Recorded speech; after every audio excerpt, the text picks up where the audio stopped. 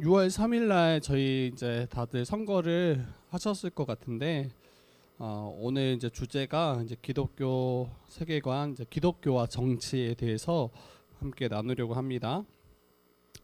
정치. 뭐 저도 뭐 정치에 아주 빠삭하거나 뭐 탁월한 어떤 관점 뭐 이런 거 많이 없어요.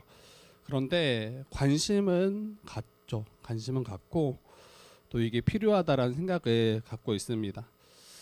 왜 우리는 정치 이야기를 좀 꺼려할까? 명절 가족 모임이나 뭐 교회 모임에서 이 금기시되는 그게 있는데 바로 정치 이야기입니다. 정치 이야기 하는 순간 이제 분위기가 싸늘해지고 언쟁이 이제 시작될 수 있는 그런 이제 위험이 있기 때문이죠.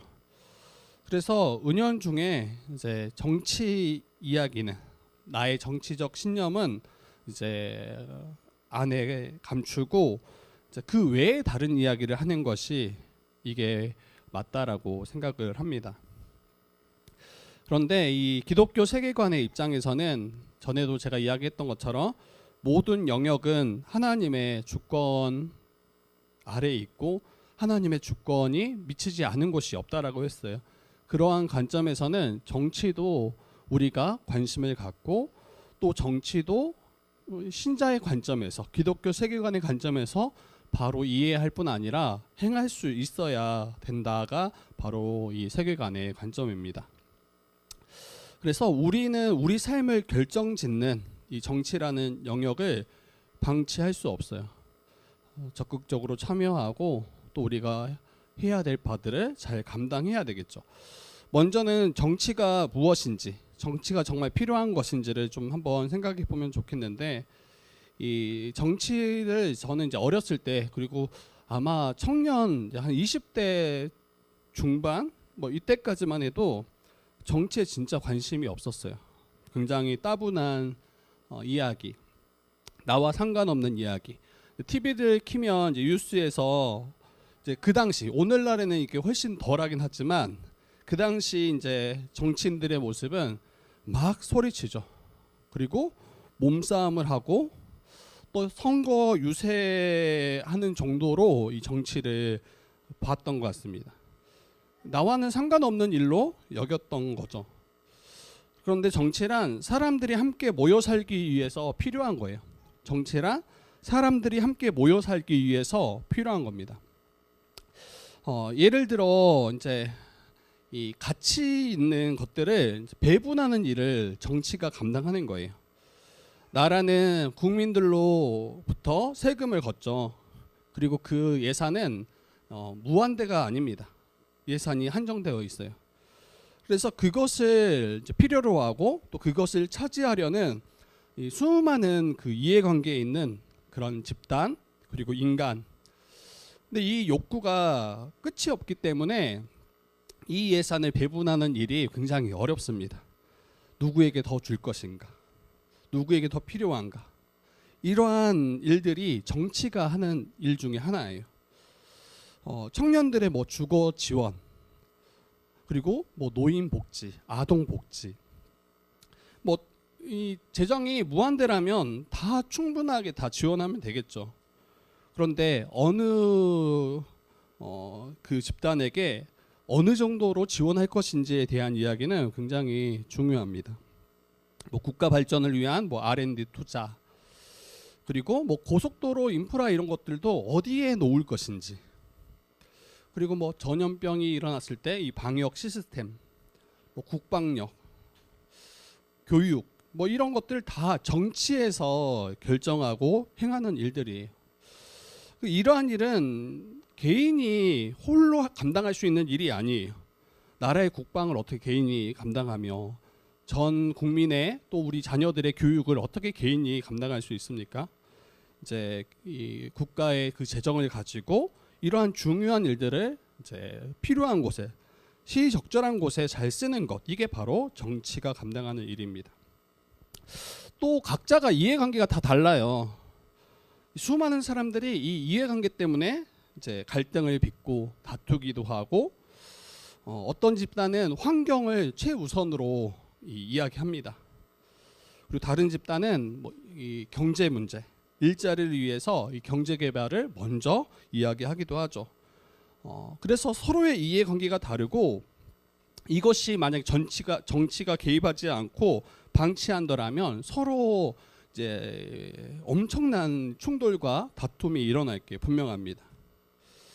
이 갈등을 힘과 폭력이라는 방식으로 해결하지 않고 대화와 타협, 법과 제도라는 방식을 통해서 최대한 평화로운 방식으로 해결하는 것, 이게 바로 정치가 하는 일입니다. 그리고 이 나라가 또 이 공동체가 무너지지 않게 유지하려는 그 모두가 동의하는 그러한 법이 이제 정치가 이걸 제정하는 거죠. 국회의원들이 주로 하는 일이죠. 이 법을 제정하는 일이 정치의 일이에요. 무엇이 불법한 일인지, 무엇이 격려할 만한 일인지, 이러한 것들을 이제 합법적이고 불법적인 그 일을 정치가 결정합니다. 그리고 제정된 법을 가지고 이 경찰이나 검찰, 또 법원이라는 이 합법적인 강제력을 통해서 범죄를 처벌하고 약자를 보호하는 거, 이게 다 정치가 하는 일이에요. 이게 제대로 작동하지 않으면 우리가 저녁에 안심하고 밖을 나갈 수 없죠. 그래서 제대로 국가가 또 정치가 또 이런 공권력이 제대로 작동하지 않는 나라들은 저녁에 함부로 나갈 수가 없습니다. 우리나라가 굉장히 특별하고 굉장히 치안이 안정된 나라라고 많이들 이야기하더라고요. 이처럼 정치는 우리에게 꼭 필요합니다. 그리고 정치가 있기 때문에 우리가 좀 더 나은 삶을 살아낼 수 있는 그러한 밑바탕을 깔아놓은 거죠. 그런데 여러분, 이 세상 정치도 한계가 있다는 걸 아셔야 돼요. 여러분 다 잘 아시겠지만 우리는 이 정치와 뗄래야 뗄 수 없어요. 우리가 무관심하거나 우리가 나와 상관없다라고 혹 말한다 할지라도, 그리고 여러분이 원하든 원치 않든 이 정치라는 틀 안에서 우리는 다 살아갈 수밖에 없어요. 그리고 우리는 이제 직간접적으로 정치에 참여하고 살아가고 있습니다. 그런데 동시에 이 세상 정치가 이 명확한 한계가 있다라는 것도 우리가 직시해야 돼요. 가장 먼저는 여러분, 인간 자체가 타락한 이 본성을 가지고 살잖아요. 인간이 이 죄로 말미암아 범죄한 인간, 이 타락한 죄성을 가지고 살아갑니다. 여러분, 이제 수많은 이제 선거철 때마다 수많은 이 후보자들이 자신을 이제 홍보하죠. 그리고 선거 운동을 하죠. 그리고 마치 자신을 뽑아주면 자기가 관할하는 그 지역이나 이 나라가 마치 엄청난 이 새로운 세상이 될 것처럼 그렇게 이야기합니다. 하지만 성경의 관점에서 어때요? 인간이 아무리 훌륭한 정치인이라 할지라도, 완벽해 보이는 제도라고 할지라도 결국 타락한 죄인들이 이것을 다룬다라는 거예요. 권력을 가진 이들은 그 권력을 어떻게 합니까? 자기 이익을 위해서 또 이 부패하고 또 거기 안에서 수많은 다른 악들을 만들어내는 그 일을 하고 있다라는 거예요. 권력을 가졌을 때 이 권력으로 인해서 더 부패하기 쉬운 존재가 우리입니다. 그래서 절대 권력은 절대 부패를 불러오는 거예요. 뭐 오늘날에도 지금 이제 한 당이 굉장히 큰 힘을 가졌죠. 이게 뭐 그 당을 지지하신 분들한테는 굉장히 좋을지 몰라도 실제로는 나라적으로는 굉장히 위험한 일이긴 해요. 거기가 문제를 만들어냈을 때, 거기가 부패할 때 이걸 제어할 수 있는 힘이 없는 거죠. 그래서 더 건강한 여러 당들이 이렇게 함께 애쓰는 게 굉장히 좋은 그런 모습이 될 것 같습니다. 우리나라는 이제 민주주의 정치 체제를 따릅니다. 이 민주주의 체제 안에서 살아가는 이제 기독교인들. 근데 여러분, 민주주의는 아주 쉽게 보면 다수의 의사 결정을 이게 선으로 옳다라고 받아주는 그런 정치 체계예요. 민주주의 핵심 원리가 다수결이에요, 다수결. 의사 결정을 위한 가장 효율적인 방법이 바로 다수결입니다. 그런데 문제는 그게 항상 옳지 않다라는 거예요. 다수의 결정이 항상 옳다라는 것을 보장하지 않습니다. 그래서 그리스도인들은 다수의 의견이 언제나 옳다라고 받지 말아야 돼요. 기독교 세계관은 인간의 생명이 하나님께 속해 있다라고 말하잖아요. 그리고 태아나 또 노인이나 모두 하나님의 형상을 지닌 존귀한 존재라고 이야기합니다. 그런데 오늘날 서구의 많은 민주주의 국가는 어떻게 행합니까? 이 국민 투표, 다수결이라는 이 합법적이고 민주적인 방식을 통해서 이 엄마 태 속에 있는 그 태아를, 그 생명을 박탈을 시킵니다. 낙태하는 거죠. 이게 법적으로 합법이에요. 왜? 많은 사람들이 그것이 옳다, 괜찮다라고 이 투표로, 이 법으로 제정했기 때문이에요. 그리고 안락사와 같이 스스로 목숨을 끊을 권리, 이게 몇몇 나라들은 법적으로 이게 합법입니다. 그래서 법으로 통과만 되면 태아의 생명을 지우는 것도, 스스로 생명을 끊는 것도 죄가 되지 않죠. 근데 이게 그리스도인들 입장에서 이게 진리이고 선이 되는가? 그렇지 않다라는 거예요. 현재 유럽이나 북미에서도 이 소수자의 인권을 보호한다라는 그 명목 아래 다양한 형태의 차별 금지법이 지금 이미 시행되고 있어요. 혐오 표현 금지법. 근데 이걸 더 들어가 보면 전체가 다 그 법안이 다 그렇진 않지만, 더 들어가면 소수자를 보호하는 취지로 이제 그리스도인들이 진리라고 말하는 그 모든 것들이 때로는 부정당하고 그것이 불법이 되기도 합니다. 진리를 그대로 말씀대로 가르치는 이제 그리스도인들, 오히려 그 가르침 때문에, 그 복음 때문에 법적 처벌을 받게 되는 거예요. 목사가 북미나 이제 몇몇 국가에서 목사가 동성애를 죄라고 이야기하면 여러분 이거는 불법한 일이에요. 그리고 고소당하고 붙잡혀 간다고 합니다. 그리고 오직 예수께만 구원이 있다라고 말하는 것도 혐오 발언이라고 하더라고요. 그래서 고발당하고 벌금을 내거나 감옥에 가기도 합니다. 이 다수의 합의로 만들어진 이 법이 합법적인 방식으로 교회와 우리가 드리는 예배를 이제 압제하는 도구가 된 거예요. 그래서 믿는 그리스도인들은 이 다수결의 원칙이, 이 민주주의 방식이 절대 옳고 가장 좋다라고 말할 수 없는 거예요. 민주주의 국가는 다수의 의견을 존중하며 살아갑니다. 그리고 우리 또한 민주주의에 속해 살아가죠. 그러나 성경의 절대 진리와 생명의 가치, 다수결의 이름으로 그것을 행했다 할지라도 도리어 절대 진리가 위협받을 때 기꺼이 거룩한 소수가 되는 자들이 바로 그리스도인들입니다. 세상 모두가 투표로 이것이 옳다고 외칠 때 하나님 말씀은 그렇지 않다, 이렇게 목소리를 내는 자들이 바로 신자예요. 이것이 민주주의 시대를 살아가는 깨어있는 기독교인의 모습이 될 것입니다.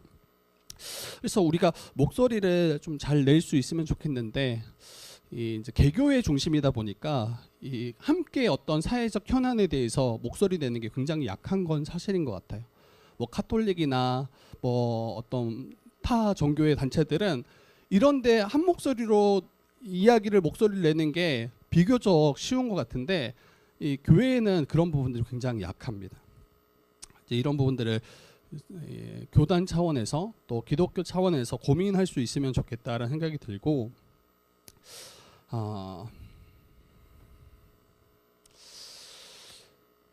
그리고 여러분, 이 세상 정치의 한계 또 하나는 이 보수와 진보의 불완전성을 꼽을 수 있어요. 보수와 진보의 불완전성. 오늘날 우리 사회를 보면 여러분, 보수와 진보가 딱 나뉘었죠. 그리고 갈등이 매우 심각합니다. 서로를 향해서 이제 혐오하는 분위기가 이미 조성되어 있죠.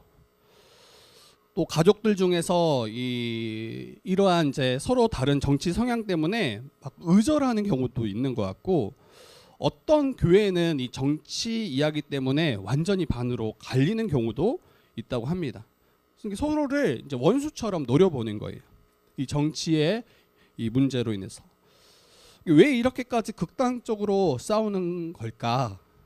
한번 생각해 보면, 단순히 우리가 지지하는 그 정책, 우리가 지지하는 정책이 달라서가 아닙니다. 기독교 세계관의 렌즈로 보면 이 극단적 갈등의 본질적인 이유는 바로 내가 옳다라고 믿는 그 이념이 우리에게 우상화될 때 일어나는 것 같아요. 내가 진보가 옳고 그게 가장 가치 있다라고 딱 여기고, 한쪽은 보수가 이게 옳고 가치 있다라고 딱 여길 때, 그것 외에 다른 것이 들어올 수 없다라고 여길 때 여러분 이 이념이 우상화되기 시작하는 거예요. 우상 숭배란 하나님의 자리에 하나님 아닌 다른 것을 올려놓는 거잖아요. 많은 사람들에게 이 정치적 이념이 단순히 가치관이 아니라 종교화 되었다라고 보여요. 그래서 내 이념과 내가 지지하는 정당이 이 세상을 마치 구원할 수 있는 것처럼, 마치 절대 선인 것처럼 이렇게 여기고 무의식적으로 생각하는 순간 나와 생각이 다른 반대편은 여러분 타협해야 될 대상이 아니라 제거되어야 될 악이라고 여기게 되는 거예요. 여러분 분명히 좀 기억했으면 좋겠어요. 하나님은 보수도 아니시고 진보도 아니십니다.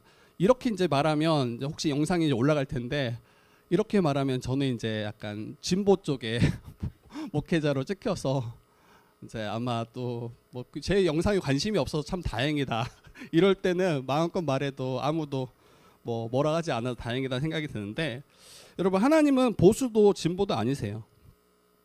아마 여기서도 보수 성향의 이제 우리 성도도 있고 진보 성향의 성도도 있을 거예요. 그런데 보수와 진보는 하나님을 담아낼 수가 없어요. 보수가 하나님을 온전히 다 담아낼 수도 없고 그 복음을 담아낼 수도 없고, 진보가 하나님과 그 복음을 담아낼 수가 없어요. 너무 작아요. 너무 불완전해요. 반쪽짜리에 불과합니다. 우리의 정치가, 또 진보와 보수가. 여러분 보수주의의 그들이 강조하는 그 이념, 또 진보주의의 그들이 강조하는 그 이념을 보면 이 보수는 개인의 자유와 책임을 강조하죠. 사회적 질서, 또 전통적이고 이 성경에 가까운 도덕적 관념을 잘 가지고 있는 것 같아요. 그래서 귀한 하나님의 진리를 어느 정도 담아내고 있죠. 그런데 이 보수주의도 여러분 타락하면 어떻게 이게 작동됩니까? 기득권의 탐욕을 정당화시켜요. 그래서 자기의 배를 계속 불리고 가난하고 어떤 소외된 자들에 대해서 그들을 사랑으로 돌보지 않습니다. 그들의 책임으로 여기는 거예요. 가난한 게 그들의 책임이고 그들을 돕거나 긍휼히 여길 마음이 없어요. 왜 똑같이 기회가 주어졌는데 당신만 이렇게 바로 서지 못하느냐? 그 한 개인의 책임으로 다 몰아갑니다. 그리고 그들의 문제, 그들의 어려움에 눈을 감아버리죠. 근데 진보주의는 어떻습니까? 진보는 약자를 위한 이야기를 굉장히 많이 합니다. 부르짖는 약자들을 보호하고 그들에게 공평하게 이 사회의 유익을 분배해야 된다. 이렇게 이야기해요. 또 사회적 정의는 이 성경의 핵심과도 또 맞아떨어져요. 예전에 구약시대 선지자들이 얼마나 외쳤습니까? 굶주린 자, 소외된 자, 고아와 가부를 그들을 돌보고 그들을 섬기라라고 얼마나 외쳤습니까? 이게 성경적 가치관과도 맞아떨어집니다. 보수도 마찬가지고 진보도 마찬가지고 하나님의 그 말씀, 이 성경의 핵심 가치와 맞아떨어지는 지점들이 있는 거예요. 그런데 진보주의가 타락하면 어떻게 됩니까? 이 전통을 무시하게 돼요. 타락하면 가정도 다 해체되고, 타락하면 성윤리도 다 해체돼요. 동성애도 괜찮고, 뭐 여러 가지 가정 형태가 마치 아무 문제 없는 것처럼, 남자와 남자가 결혼해서 가정을 가져도 괜찮고, 여자와 여자가 결혼하는 것도 괜찮고, 이 성윤리 등 창조 질서를 부정하고 해체하려고 합니다. 그래서 보수나 진보 둘 다 성경의 일부분을 담고 있지만 100% 진리를 담아내지 못해요. 따라서 기독교인들은 여러분 무조건 보수여야 한다, 뭐 무조건 진보여야 한다, 이거 다 틀립니다. 복음을 정치 이념 아래로 두는 순간 이런 일들이 일어나는 거예요. 정치 이념보다 훨씬 우위에 복음을 두셔야 그 복음의 관점에서 우리가 이 세상을 이해하고 또 우리가 이 정치를 감당할 수 있는 거죠. 여러분 특정 진영의 열성 팬이 혹시 있더라면 여러분 멈추셔야 돼요. 그런 분 없겠죠? 있어도 괜찮아요. 그렇지만 성경의 그 관점 아래서 지지하고 선거 운동할 수 있죠. 그 기간 안에 또 합법적인 그 틀 안에서. 그런데 마치 이것이 전부인 것처럼 이렇게 여기고 행하는 것은 굉장히 위험합니다. 보수가 성경적 가치를 높이 들 때는 보수를 지지하실 수 있어야 돼요. 그리고 진보가 성경적 가치를 세울 때는 진보를 지지할 수 있어야 합니다. 그래서 성경을 기준으로 선거에 나온 후보자들을 점검하고 또 투표할 수 있는 것, 이게 저는 그리스도인들의 그런 알맞는 또 적법한 그러한 우리의 방식이지 않을까라는 생각이 들어요. 그리고 여러분 이 세상 정치의 한계 하나가 또 뭐냐면 거짓된 유토피아에 속지 마셔야 돼요. 거짓된 유토피아. 이 유토피아는 마치 천국과 같은 개념이죠. 그런데 그 앞에 있는 유는 없다라는 뜻이에요. 유토피아 하면 그런 곳은 없다. 이게 유토피아의 의미예요. 근데 정치인들은 선거철마다 화려한 현수막과 공약들을 이제 내걸죠.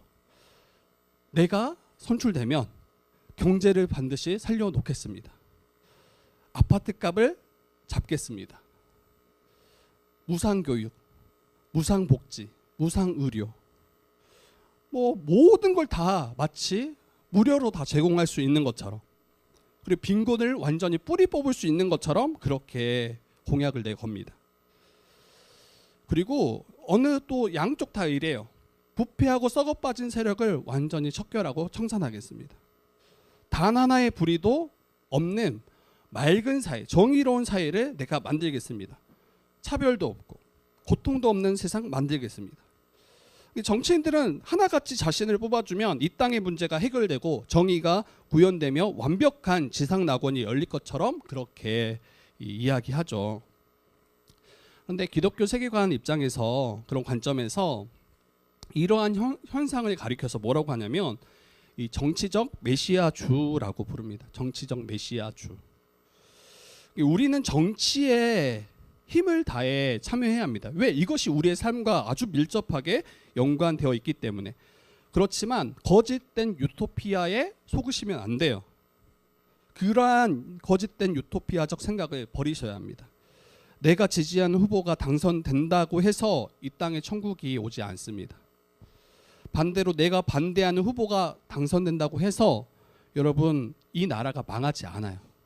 약간 이제 다들 착각하시는 것 같아요. 막 이 댓글도 보면 자기가 지지하는 이 당이나 후보가 당선되면 마치 금방 천국이 임할 것처럼 막 환호합니다. 그리고 지지해요. 그리고 반대로 자기가 지지하지 않았던 후보가 딱 당선됐을 때 이제 나라는 망한 거예요. 이제 아무런 소망도 없고 다 끝났다. 이렇게 생각하고 그렇게 안타까워합니다. 근데 여러분 이 정치에 대해 체념하고 무관심으로 아무것도 하지 마십시오. 이렇게 말하지 않고 우리는 정치에 힘을 다해 참여해야 되지만 이 거짓된 유토피아적 생각을 여러분 버리셔야 돼요. 정치는 고장난 사회를, 이 고장난 이 사회의 문제들을 해결하고 돕는 역할을 하는 거예요. 그리고 질서가 계속 유지되도록 이것을 이제 위에서 이제 정치가 있는 거죠. 그래서 정치가 이 세상을 천국으로 결코 바꿀 수 없습니다. 그러면 예수 그리스도가 이 땅 가운데 오실 필요가 없는 거죠. 정치가 죽은 영혼을 살려낼 수 없어요. 메시아가 될 수 없어요. 아무리 훌륭한 정치인이라 할지라도 이 땅에 천국에 도래하게 할 수 없습니다. 지금 현 대통령이 많은 사람들에게 지지를 받잖아요. 그리고 어떤 많은 분들이 막 그러더라고요. 제2연임, 이 연임을 빨리 이렇게 막 헌법을 개정해서 만들어야 된다. 근데 여러분 연임 되어도 조금 더 나아질 수는 있겠지만 그것이 우리나라를 구원하거나 우리를 온전히 회복해 할 수 없는 거죠. 우리의 죄의 문제를 해결할 수 없습니다. 그래서 오직 참된 왕이신 우리의 궁극적인 구원자이신 예수 그리스도를 바라보시고 그분만이 만물을 새롭게 하시며 우리를 죄와 사망에서 건지시는, 그래서 하나님 나라로 인도하시는 분이 바로 예수님이시며, 주님께 소망을 두셔야 돼요. 주님을 더욱더 간절히 소망하셔야 됩니다. 그 다음에 이제 성도가 정치에 참여해야 하는가, 이 질문을 이제 앞에서 어느 정도 답한 것 같지만 다시 한번 좀 이야기를 했으면 좋겠어요. 성도가 정치에 참여해야 하는가? 왜냐하면 많은 그리스도인들이 정치에 참여하는 게 마치 세속적인 일에 참여하는 것, 우리 신앙에는 도움되지 않는 것이라고 생각했던 것 같아요. 제가 어렸을 때 보거나 청년 때 보면 그리스도인들은 정치에 관심 없는 분들이 굉장히 많았습니다. 예배 잘 드리면 되는 거예요. 예배 잘 드리고 기도 열심히 하고 전도 열심히 하면 괜찮다라고, 좋은 신앙인이라고 이야기했습니다. 정치 이제 생각하면 머리 아프고, 또 신자들과는 상관없는 세상의 일로, 속된 일로 그렇게 여겼던 거죠. 그런데 정말 정치에 관심을 끄고 예배만 드리는 것이 이것이 성경적인가? 그렇지 않다라는 거예요. 정치는 우리의 예배와 신앙 생활에 아주 밀접하게 영향을 끼칩니다. 그래서 여러분과 제가 정치에 관심이 있어야 되고 이 정치에 참여하셔야 돼요. 정치는 여러분 하늘의 구름 위에서 막 우리가 떠다니는 그런 게 아니에요. 두 발을 딛고 이 땅과 또 법과 제도를 만드는 일이에요. 법과 제도에 영향받지 않은 사람이 아무도 없죠. 이 한국이라는 이 땅을 살아가려면 이 나라가 제정한 법과 제도를 상관없이 살아가는 자들이 없습니다. 그리고 정치가 타락하면 당장 우리의 예배와 우리 자녀들을 향한 그 신앙의 전수가 직접적으로 타격을 받아요. 우리의 자녀들이 학교에서 성경적 가치관과 또 완전히 반대되는 내용들을 날마다 교육받는다고 생각해봐요. 지금은 진화론 정도가 되겠지만, 이것도 굉장히 크겠지만 가면 갈수록 성경과 반하는 그런 가르침들이 우리의 교육의 현장, 우리 자녀들의 교육 현장에 이게 계속 가르쳐진다고 생각해봐요. 이것은 자녀들을 세상에 빼앗기는 것과 사단에 빼앗기는 것과 다르지 않습니다. 근데 이것을 막아내는 일을 여러분 기도로 당연히 하겠지만 여러분 정치가 이 일에 참여할 수 있는 거예요. 이번 선거에도 누구죠? 교육감을 뽑았잖아요. 근데 그 교육감을 잘 선출함으로써 기독교적인 그러한 이 가르침들을 어느 정도 담아낼 수 있는, 그것에 생각할 수 있는 것들을, 그러한 분들을 선출하는 게 필요한 거죠. 그리고 여러분 이 1620년도에 영국의 이제 청교도들 여러분 들어보셨을 텐데, 이 메이플라워 홀을 타고 이 아메리카 그 땅으로 여러분 건너옵니다. 이 메이플라워에 몸을 싣고 그때 이제 당시 이야기를 들어보면 그 배를 타고 넘어오는 게 생존 확률이 절반도 안 되는 시도였다고 해요. 죽음의 바다를 건넌 거예요. 죽음의 바다를. 모험을 위해서 건넜는가? 그리고 뭐 굉장히 큰 부를 얻고자 건넜는가? 아니었어요. 가장 결정적인 이유는 당시 영국이 그들이 정했던, 그 영국 그 사회가 정했던 정치와 법이 여러분 신앙을 억압했기 때문이에요. 정말 성경이 말하는 대로 예배하는 걸 금지한 거예요. 그리고 자신들이 말하는 대로 예배하도록 강요한 거예요. 이것에 타협하지 않았던 이제 그리스도인들이 그 땅을 떠나서 이 메이플라워를 타고 아메리카로 건너옵니다. 여러분 국가의 정치가 타락하자 성도들의 예배가 직접적으로 위협을 받습니다. 그리고 그들은 자녀들에게 성경적인 가치관을 물려주고자, 또 하나님을 경외하는 법과 제도를 세우고자 목숨을 걸고 항해를 떠난 거예요. 그래서 정치가 타락하면 청교도들이 당했던 그 끔찍한 그 어려움을 우리 또한 당할 수 있음을 기억하셔야 돼요. 우리의 예배가 직접적으로 위협받을 수 있는 거예요. 자녀들을 향한 신앙의 전수의 길이 막힐 수 있는 거예요. 점점 신앙을 잃어가겠죠, 자녀들이. 그리고 타락한 세상에 동화되어 살아갈 게 분명합니다. 그래서 정치는 바로 이러한 반성경적인 일들을 사회가 강요하지 못하도록 막아낼 수 있는 방패가 되어주기도 합니다. 그래서 성도는 정치가 재미없다, 관심 없다, 뭐 더러워서 못 보겠다, 막 이런 거 여러분 안 돼요. 외면해서는 안 됩니다. 나와 내 자녀들이 평생 살아갈 이 땅에 이 규칙을 세우는 일이 바로 정치입니다. 그래서 하나님을 두려워하지 않는 자들에게 이걸 다 내어주시면 안 돼요. 이 정치의 영역을. 그리고 여러분, 법으로 보장되었기 때문에 우리가 마음껏 예배할 수 있는 거예요. 이 나라가 정한 그 법 몇 조인지 아세요? 이 종교의 자유가 이 대한민국 헌법 제20조 모든 국민은 종교의 자유를 가진다. 이게 딱 법으로 명시화돼 있기 때문에 여러분들이 주일날 마음껏 와서 예배드리고 또 우리 종교 신앙생활을 할 수 있는 거예요. 이게 엄청 귀하고 엄청 감사한 법이에요. 여러분, 매주 우리가 주일마다 예배 나오니까 당연하다라고 우리는 여기잖아요. 그리고 도리어 오늘은 좀 안 갔으면, 오늘은 좀 빠졌으면, 여러분 이렇게 생각될 때가 있잖아요. 여러분, 매주 주일마다 당연하게 누리는 이 예배의 자유가 세계 많은 곳에서는 여러분 차단되어 있습니다. 법과 정치 체계가 그걸 막아서고 있어요. 금지시키고 있어요. 예배드리면 감옥에 가고요. 예배드리면 목숨을 잃어버릴 수 있어요. 가장 가까운 북한을 보십시오. 헌법상으로는 종교의 자유가 있다고 하더라고요. 그 북한 그 땅에도. 그런데 정치적으로 어때요? 성경책을 소지만 해도 여러분 잡혀갑니다. 기도하는 모습이 발각되면 국가 반역죄로 여러분 정치 수용범에 끌려가요. 그리고 많은 이들이 거기에서 크게 고통당하다 죽기까지 합니다. 여러분, 이슬람 국가들 보세요. 이슬람 국가는 법 자체가 다른 종교를 가질 수 없도록 딱 막아놨어요. 그래서 만약에 이슬람 사람들이 기독교로 개종한다면 이건 불법이 될 뿐 아니라 그것으로 인해서 여러분 사형에 처해지기도 합니다. 이처럼 정치가 타락하고 또 반성경적인 법이 세워질 때 여러분, 우리의 신앙과 우리 자녀들의 미래는 정말 가장 먼저 타격을 받을 수밖에 없는 거예요.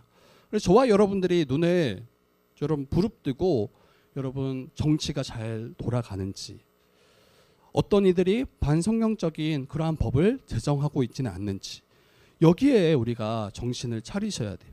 눈을 부릅뜨고 기도하며 정치에 참여해야 하는 가장 중요한 이유는 우리의 신앙과 또 우리 자녀들의 앞날을 위함입니다.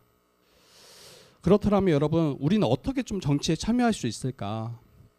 여러분들에게 국회의원 나가라는 이야기는 아니에요. 어디에 뭐 지역 뭐 노원구 구청장 뭐 이런 거 나가라는 이야기가 아니에요. 저희 아들도 관심이 있더라고요. 그래서 저한테 어찌나 선거 운동을 하든지 우리 도봉 구청장을 꼭 이전에 이제 그 구청장 하셨던 분이요. 선희한테 정말 선희가 너무 약간 팬이 됐어. 그래서 아빠한테 꼭 뽑아달라고. 이유를 물어보니까 자기가 다녔던 어린이집에 졸업식 때 왔다는 거야. 그리고 전에 모내기 갔는데 모내기 애들 그 초등학생 1학년들이 모내기하고 막 가는데 거기도 와서 이렇게 격려해주고 가셨다는 거야. 오, 아이가 선이가 거기에 막 뿅 가가지고 정말 꼭 뽑아달라고. 그리고 제가 뽑았어요, 진짜 그분을 뽑았어요. 적어도 우리 아들에게 이렇게 크게 유익을 줬더라면 충분히 뽑을 만한 가치가 있는 분이다 생각하고, 그리고 이제 주변에 물어봤거든요. 근데 이제 엄마들이 진짜 좋아하시더라고요. 엄마들이 아이들을 위해서 또 자녀들을 위해서 굉장히 열심으로 이렇게 활동하시고 또 여러 다양한 좋은 일들을 많이 하셨다라고 이야기를 들으니까 제 정치 색깔과 상관없이 뽑게 되더라고요. 여러분, 여러분에게 직접 정치에 참여하라, 이 말은 여러분이 뭐 국회의원 후보자로 이제 나가라 이런 이야기가 아니라 가장 먼저는 이 나라의 위정자들, 정치인들, 그들을 위해서 기도하라 이야기하는 거예요. 디모데전서 2장 1절에서 2절 말씀 보면, 이거 예전에 설교했던 본문이기도 하지만 임금들과 높은 지위에 있는 모든 사람을 위해서 기도하라 이렇게 우리에게 명령하십니다. 근데 여기서 주의할 점은 여러분이 지지하는 특정 정당이나 정치인이 선거에서 이기도록 기도하라는 이야기가 아니에요. 우리가 기도하는 그들을 위한 기도는 그들이 하나님을 두려워할 수 있도록, 그들이 자기의 사리사욕이 아니라 정의를 이 땅 가운데 세울 수 있도록, 그리고 가난하고 억울한 자들을 돌보는 그런 공의로운 정치를 감당할 수 있도록 기도하라는 이야기예요. 뉴스를 보면 여러분 정치인들을 향해서 막 욕하시는 분들이 굉장히 많잖아요. 여러분 욕은 다 할 수 있어요. 마음에 안 들면 욕하고 막 거기에 대해서 쉽게 비판할 수 있잖아요. 그런데 여러분 그들이 올바른 길로 가도록 기도하는 것은 저는 교회만 가능하다고 생각합니다. 여러분 욕할 수 있지만 욕보다는 그들을 위해서 정말 기도하실 수 있으면 좋겠어요. 이게 저는 정말 교회가 이 정치에 참여하는 강력한 그러한 일이라고 생각합니다. 그리고 두 번째로는 이 투표를 잘 참여하셔야 돼요. 사람들은 선거철이 되면 찍을 사람 하나도 없다 이렇게 말하기도 하고, 뭐 그놈이 그놈이다 뭐 이렇게 이야기하기도 합니다. 그리고 투표를 포기하고 이제 황금 연휴 해서 이제 각자 여가 생활을 즐기죠. 이 정치에 대한 뭐 실망감 때문에 그렇게 투표에 참여하지 않으신 분도 있어요. 그런데 기독교인들에게 이 투표 포기는 사회의 구성원으로서의 책임을 다하지 않는 것뿐 아니라 기독교인으로서도 무책임한 모습이에요. 이 플라톤이라고 했던 그 철학자가 이렇게 말합니다. 정치를 외면한 가장 큰 대가는 가장 저질스러운 사람들에게 지배당하는 것이다. 정치를 포기한 그 대가, 외면한 그 대가는 나도 모르게 선출된 그 저질스러운 이가 선출되어졌을 때 그에게 지배당하여 살아가는 것, 이게 가장 비참한 모습이라고 하는 거예요. 그래서 우리가 투표를 기권한다는 것은 나쁜 법과 그러한 제도를 만들려는 사람들에게 그냥 교회를, 또 이 세상을 그냥 넘겨주는 것과 다르지 않은 일입니다. 여러분 기준에, 여러분들이 기대했던 그 기준에 완벽한 후보가 없을 수 있어요. 그리고 우리는 충분한 정보가 없을 수 있어요. 그런데 관심을 가지셔야죠. 좀 눈을 크게 뜨고 우리가 생각했던 그 기준에 부합한 후보가 있더라면 그를 뽑아야 되고, 또 혹시 그 부합한 후보가 보이지 않을 때 더 나쁜 사람 말고 덜 나쁜 사람을 뽑아야죠. 차악을 선택할 수 있어야 됩니다. 이거 굉장히 수고로운 일이에요. 그래서 가장 강력한 정치 참여 중에 하나가 투표입니다. 그리고 또 하나는 여러분 일상에 여러분 생활 정치를 하셔야 돼요. 일상의 생활 정치. 너무 멀리서 막 국회, 여의도에서만 정치를 찾지 마시고 여러분이 거주하는 아파트, 이 동대표, 이런 회의, 여러분 기회가 된다면, 여러분 관심이 있더라면 우리 아파트 안에 있는 작은 정치에도 참여하시고 그 아파트가 어떤 방향으로 운영되고 관리되는지 여러분 참여하실 수 있는 거죠. 이제 부모들은 학부모회, 저도 한 번도 가본 적이 없는데 예전에 신영이가 어린이집 교사 때 저한테 여러 번 이야기했어요. 목사님 좀 어린이집 좀 가서 부모로서 좀 그러한 거 참여 좀 하라고. 엄두가 안 나더라고요. 그런데 여러분 여기에 관심 있는 분들이 있어요. 우리 아이들을 어떻게 교육하는지, 또 어떻게 우리 자녀들이 좀 그 어린이집이나 학교 가운데 이 학교 생활을 할지에 대한 그런 고민들을 함께 참여해서 나누시는 것, 이게 작은 정치가 되겠죠. 그리고 내 주변을 여러분 조금 더 살기 좋은 곳으로 만드는 것, 이게 바로 여러분 훌륭한 정치 참여입니다. 거창한 진보, 보수 이런 이념들을 말하기 전에 내가 사는 동네, 또 지역사회 이웃들을 위해서 시간을 내고 봉사하는 그 일상 속의 그 삶, 그게 바로 정치가 될 수 있는 거죠.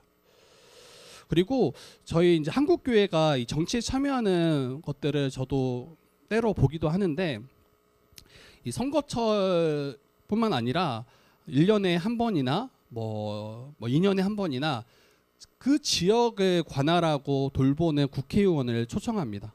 그래서 목사님들이 같이 모여서 그 국회의원의 이야기를 들어요. 그 사람의 어떤 이념이 무엇인지, 또 기독교인들이 관심 갖고 아주 민감한 그런 주제들에 대해서 그분들이 어떻게 생각하고 또 앞으로 어떻게 할 것인지 묻습니다. 그리고 기독교인들의 생각이 어떠한지도 전달해요. 그래서 그들이 반성경적인 그러한 법들을 제정하지 못하도록 이게 이제 우리가 할 수 있는 그 일들을 행하는 거죠. 이처럼 우리가 여러분 정치에 참여하실 수 있어야 돼요. 그리고 이제 거의 이제 끝나가는데 여러분 성도는 무엇을 위해 무엇을 기준으로 투표에 참여해야 될까? 무엇을 위해 무엇을 기준으로 이 투표에 참여해야 될까? 여러분 나의 이익만을 위해서 투표하시지 않았으면 좋겠어요. 그리스도인들이 나의 이기적인 필요 이게 기준이 되어서 여러분 이 투표에 이 후보를 이제 선택하지 않았으면 좋겠어요. 내가 사는 지역의 부동산 값이 오르나 아니면 내가 있는 그곳에 뭔가 이 문제들이 잘 해결되는가. 이게 단순히 나의 이기적인 필요 때문에 우리가 선출하고 선출하지 않는 그 기준이 되기보다는 여러분 하나님과 이웃을 향한 사랑 그것을 실천하는 그러한 곳에 이 사람이 잘 쓰여질 수 있는가. 이것을 이제 정치적인 용어로 말하면 공동선이라고 하더라고요. 공동선. 나와 내 교회만의 이익을 넘어서 이 땅 가운데 하나님의 뜻이 이루어지고 사회의 평안을 구하는 그러한 모습입니다. 그래서 단순히 기독교인은 기독교인들에게만 유리한 법 이것을 말하지 않고 예수 믿지 않는 사람들이라 할지라도 예수 믿지 않는 사람들을 포함해서 우리 사회 구성원이 함께 누릴 수 있는 유익이 무엇인지를 고민해서 투표하실 수 있어야 돼요. 그리고 기독교의 이 공동선은 기득권자들보다 약자를 더 중심으로 생각하실 수 있어야 됩니다. 세상은 이제 공리주의라고 하는데 최대 다수의 최대 행복을 이야기하죠. 이 99명의 행복을 위해서 한 명이 이제 소외되고 희생시켜도 괜찮다라는 뜻입니다. 그런데 성경에서 예수님은 이 한 마리 때문에 99마리 양을 제쳐두고 그 한 마리를 찾아 떠나셨죠. 다수의 행복도 정말 중요하지만 소외된 자, 스스로 자기를 지킬 수 없는 힘없는 자, 노약자, 미혼모, 독거노인, 장애인, 그 어린 태아, 여러분 그들에게 이 법이 어떤 영향을 가져올 것인지를 염두하실 수 있어야 돼요. 그래서 사회의 가장 약한 고리를 보호하고 인간의 생명과 존엄을 지켜내는 정책인지 살펴보셔야 됩니다. 그리고 기독교인들에게 조금 더 우리가 생각해 봐야 될 게 기독교 후보 여기에 너무 꽂히지 않았으면 좋겠어요. 기독교 후보라는 타이틀에 속지 마시고 이제 선거철만 되면 정치인들이 교회에서 예배를 잘 드려요. 그렇지 않나요? 그리고 자기가 어느 교회 장로다, 어느 교회 안수집사다 막 광고를 하기 시작합니다. 많은 성도님들은 이제 이 선거할 때 투표할 때 그래도 예수 믿는 사람을 뽑아줘야 되지 않냐 하면서 예배에 출석한 그 모습을 보고 투표합니다. 맹목적으로 표를 주는 것과 다르지 않아요.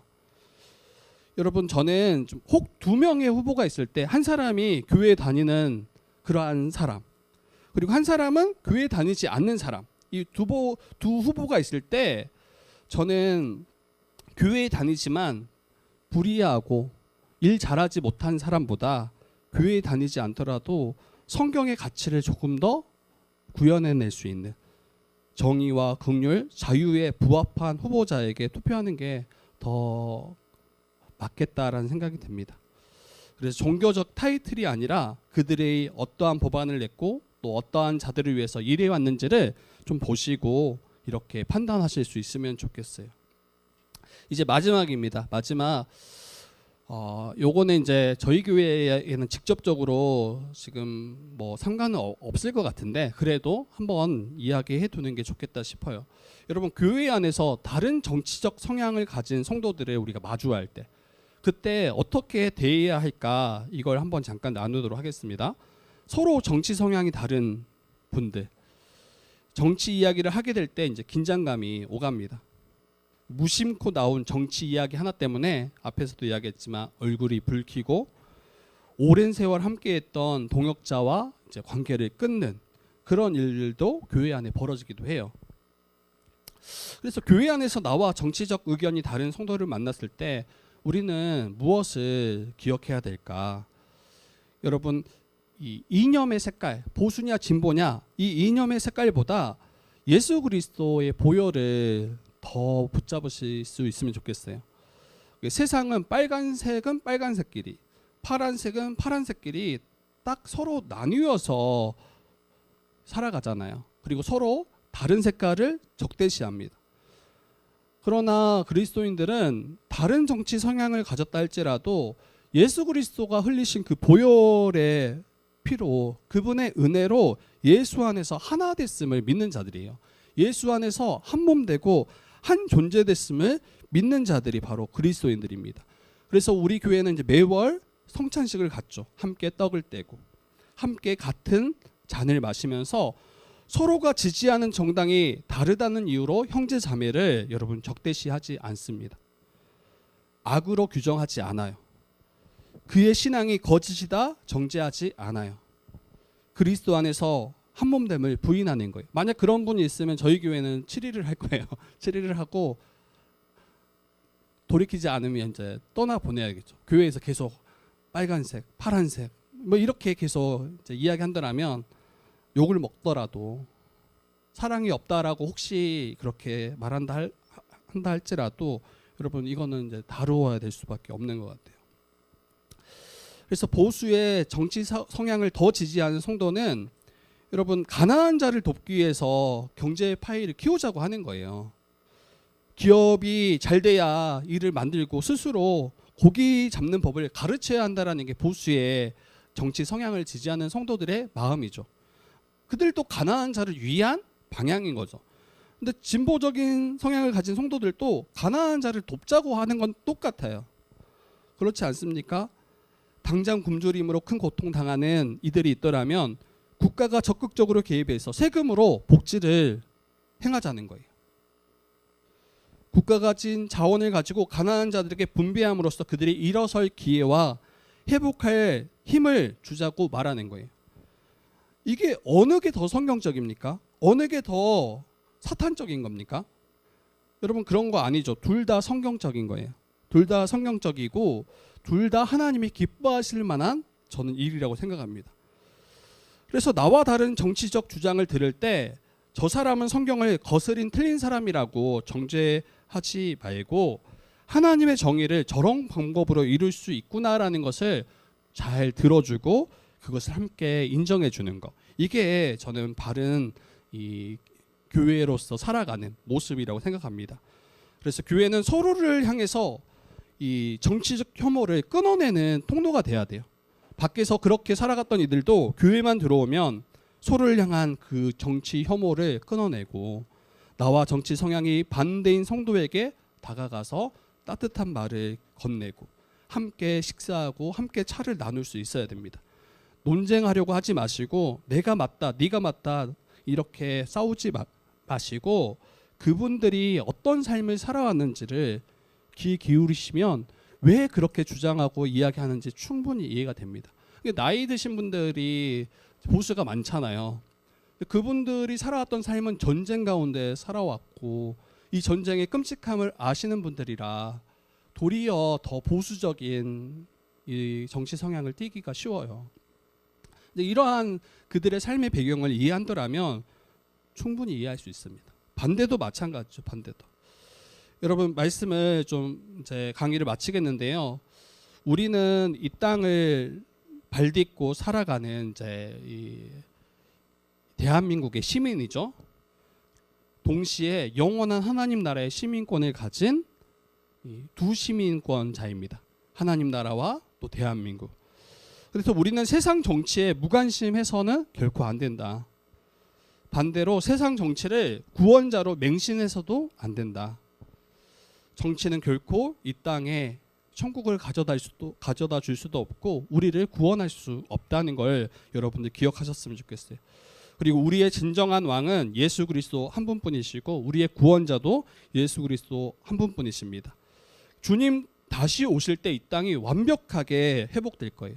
주님 다시 오실 때 보수와 진보를 온전히 아우러낼 참된 하나님의 나라가 여러분 펼쳐질 거예요. 정치는 더러운 진흙탕이 아니라 이웃을 사랑하고 이웃 사랑을 실천하는, 여러분 또 생명을 지켜내는 그러한 하나님의 공의를 흘려보내는 귀한 도구가 정치임을 아시고 우리가 함께 나아갔으면 좋겠습니다. 이제 6월 3일 이제 선거가 마쳐졌는데 다음 또 선거가 계속 있을 거잖아요. 그래서 정말 하나님 나라의 공동선을 위해서 우리가 이 소외된 자들, 약한 자들을 위하고 또 무엇보다도 하나님 나라의 가치관과 부합한 그러한 이 정치인들이 잘 세워질 수 있도록 저와 여러분들이 기도하고 또 힘쓰는 우리 주의 뜻 교회 되기를 주님의 이름으로 부탁드립니다.